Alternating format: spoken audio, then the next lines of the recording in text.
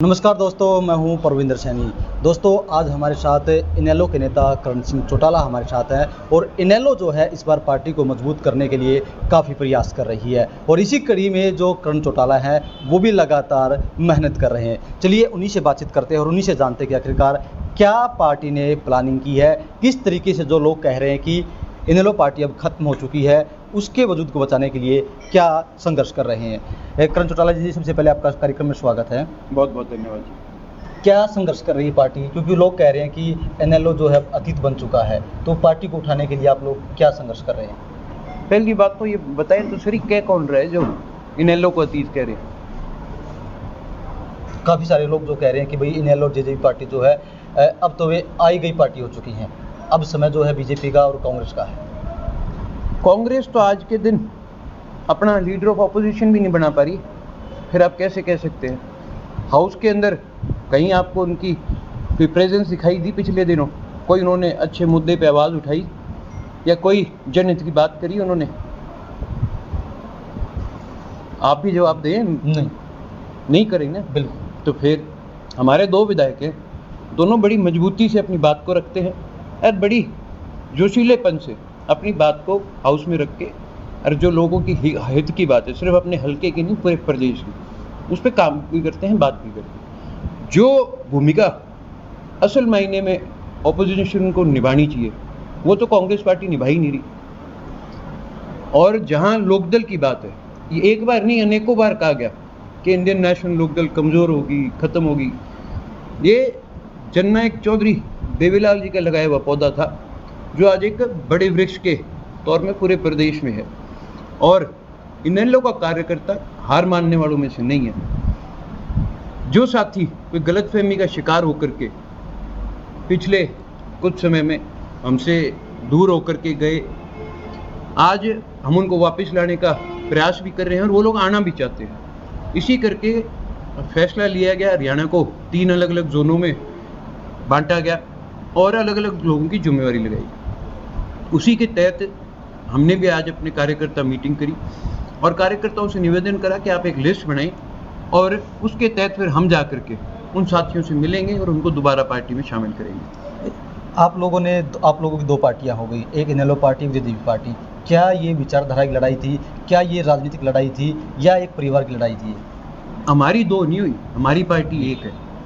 जिन्होंने अलग करनी थी वो अलग करके चलेगी। हम तो जननायक चौधरी देवीलाल जी के दिखाए हुए रास्ते पे चलने वाले लोग हैं और चौधरी ओम प्रकाश चौटाला जी ने जो रास्ता हमें दिखाया आगे भी उसी पे चलेंगे, उन्हीं की नीतियों को आगे बढ़ाएंगे। जिनकी आप बात कर रहे हो उनका अस्तित्व तो आज के दिखाई भी नहीं दे रहा, कहीं मीडिया में नहीं है, वो तो जाकर के घर बैठ ही गए ना। ये अलग होने की नौबत क्यों आई? मैं ये जानना चाहता हूँ कि ये विचारधारा की लड़ाई थी, विचारधारा की वजह से अलग हुए, या राजनीतिक महत्वाकांक्षा अधिक थी इसलिए अलग हुए, या परिवार में कोई फूट थी इस वजह से अलग हुए?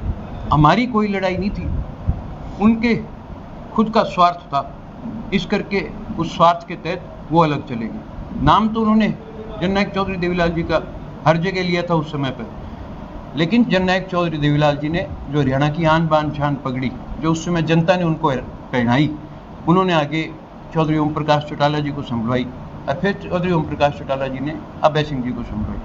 हमने उस पगड़ी को कभी झुकने नहीं दिया, किसी के कदमों में नहीं रखा और ना ही आने वाले समय में कभी रखेंगे। करण जी, एक बात तमाम नेता कहते हैं, आपकी पार्टी के लोग कहते हैं कि हम भी देवीलाल के मार्गदर्शन पर चलते हैं, और दूसरी तरफ जेजेपी के जो नेता हैं वो भी इस बात को उठाते हैं कि हम भी जो है देवीलाल के मार्गदर्शन पर चल रहे हैं। तो वास्तविकता क्या है? ये मुझे बताने की जरूरत नहीं, तो जनता ने देख लिया ना। जो नहीं चल रहे थे उनको तो जमीन पे लाके बिठाई दिया। क्या भविष्य में कभी क्या ये 2 परिवार जो अलग हुए हैं, क्या ये परिवार एक हो सकते हैं? जैसे ही मैंने आपको बताया, जब विचारधारा ही वो नहीं है तो कैसे हम एक हो सकते हैं? हरियाणा में आजकल एक जो गन कल्चर है उसको लेकर एक विवाद छिड़ा हुआ है। तमाम कलाकारों के जो गाने हैं वो डिलीट किए जा रहे हैं, तमाम तरह की बात जो लोग वो कर रहे हैं। तो आपकी पार्टी क्या सोचती है, आपकी पार्टी स्टैंड क्या है? देखिए, मैं इस पे कोई राजनीतिक टिप्पणी नहीं करूँगा।